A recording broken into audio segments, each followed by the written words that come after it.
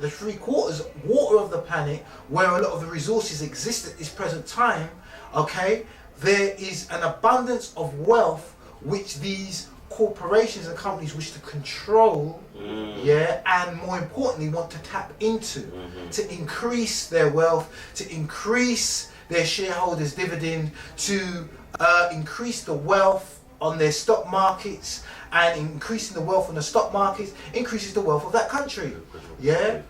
So one of the things that a lot of us as African or Caribbeans may not be aware of is the wealth that is held within the seas around countries such as Jamaica, such as Haiti, such as Nigeria, such as Ghana, such as Congo, which major companies and corporations right about now would like to control. Okay, then we need to probably put a pin there, but I think we have to do another session with you, my brother, because we've got a wealth of information and knowledge, and as you know that we have Duamutef inside the house, who's giving a wealth of information and knowledge, and in fact, we have to do another part 2 with you, my brother. Because I'd like to say thank you for inviting me here. Yeah, it's been a pleasure. Yeah, we do our best to share as much information as possible. All right, and as we often say, don't believe a word of what we're saying. Please check things out. Do your own research. All right, experience is often the best teacher. Yeah, so your experiences, often teach you best, and see things for what they are. We tend to very much want to live in this make-believe or in this fantasy. So we've got to come out the make-believe and fantasy, and hopefully we can find ourselves in the reality to be able to do what we have to do for our communities. Okay, give thanks. So again, give thanks to Duamutef to be among us. And give thanks to the great man, Brother Tony at Seven Sisters Market. And again, give thanks.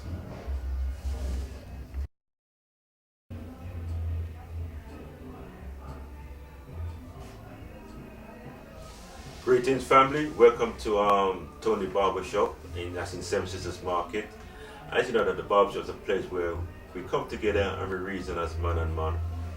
And we're here because we have a great man in our midst, and it's a pleasure that we have a great man, Duamutef, who's a man who's a teacher, he's a lecturer, he's one of my closest friends, and he's your close friends when we get to know him. And he's someone who's making an impact in the community. I think I said that again, he's making an impact in the community. And the man is a true visionary.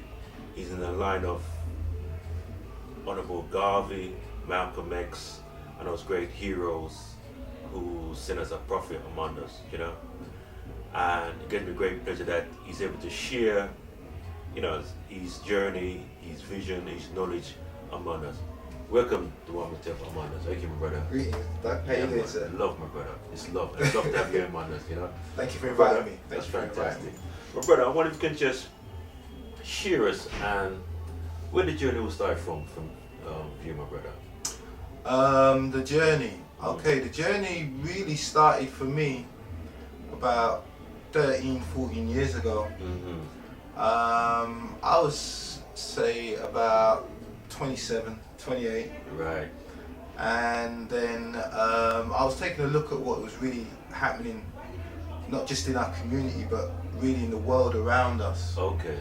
And I was always somebody who was seeking and searching for information, knowledge, because I was brought up that we should learn something new every day. Okay. Yeah, and consequently in this journey I've learned, we seek knowledge from the cradle to the grave. There's things we're not going to learn until we're on our deathbed, without sounding morbid, but that's the truth. Okay. All right? But that was basically where the journey really started for me. I reached to at the age of about 27, and sort of in our life, in my life, people have always seen me as somewhat of someone who sets trends, or a trendsetter as such.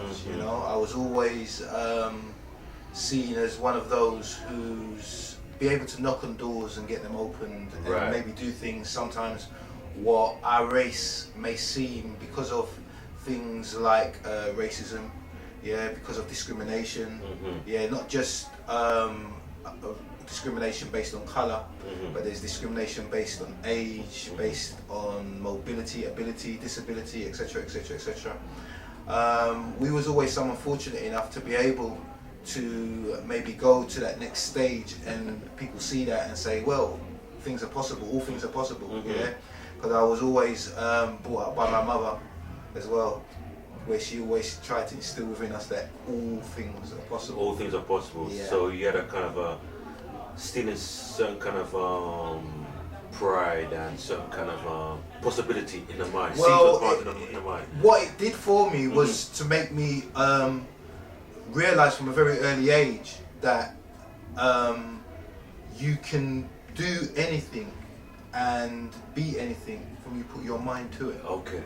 Yeah. Okay. In other words, what my mum was trying to instill within me: don't allow anything or anyone to hold you back. Right. All right. And as our parents often brought us up by saying to us, we have to work maybe twice as hard or 3 times as hard as others as we saw them do.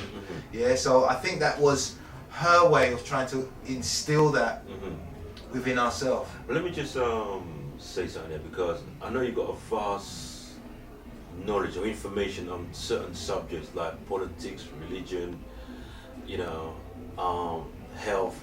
How do you find the time? What do you do? Do you read a lot of books? How do you get that information? How do you find the information in, my brother? Like I said, once again, a lot of it's to do with our upbringing. I mean, as a child growing up, I can remember being like 7, 8, and in my household, it was about being able to stack up those library books. And when I say stack up those library books, when you originally joined the library, they give you 1 book. If you finished that book or went through that book, then you was allowed to get 2 books. Right. And if you finished it, then you was allowed to get 3 books. Right. All right. So that was originally the competition in our. Well, how many books could we get from the library? Okay. Right? And I managed to get to the maximum, which was 5. Okay. So at any one time. So as a child growing up, reading was something that wasn't forced upon me, but we was encouraged to learn to enjoy. Okay. Yeah. What's the difference? Yeah. There's a difference, yeah. you know, where some have to be disciplined in order to read or to do any form of what parents would term schoolwork or etc. For us in our household, it was actually more of a joy, because there were rewards to be gained, yeah, from reading books. You know what I mean? I.e. your favourite sweeties, a little toy here or there, some extra pocket money, etc. You know, so these little incentives, yeah, were always put into the equation of our education when we were growing up. We were fortunate enough to be, and it wasn't just coming from my mother. It was also coming from my godmother, my uncles, my aunties, etc., etc., etc. I mean, my nothing used to give my uncle, my late great uncle, God bless him, greater pleasure, yeah, than to see me reading, yeah. And he just used to look at me and say, yeah, you're going to be the clever one, because he just used to see me as a child. I mean, I had all the toys, and when the computer games were coming, what everybody else had, but I just enjoyed reading, yeah. And I recognise, as the older I've got, we've been very fortunate, yeah, to be able to say that, you know, because a lot of people wouldn't count reading as one of their joys or as one of their passions. Yeah, I mean, it's quite interesting, because I think one thing we need to do is look at reading, because a lot of people associate reading with pain.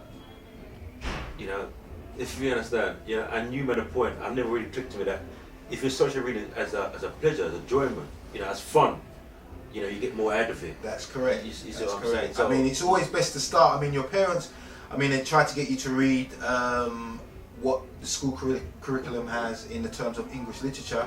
Yeah, but it's always best if you want to get into reading, read what you're interested about. Okay. Yeah, that's the best place to start. Best place to start. Yeah. You know what I mean? Yeah. And then from there, Yeah. yeah, you will grow. Not only that,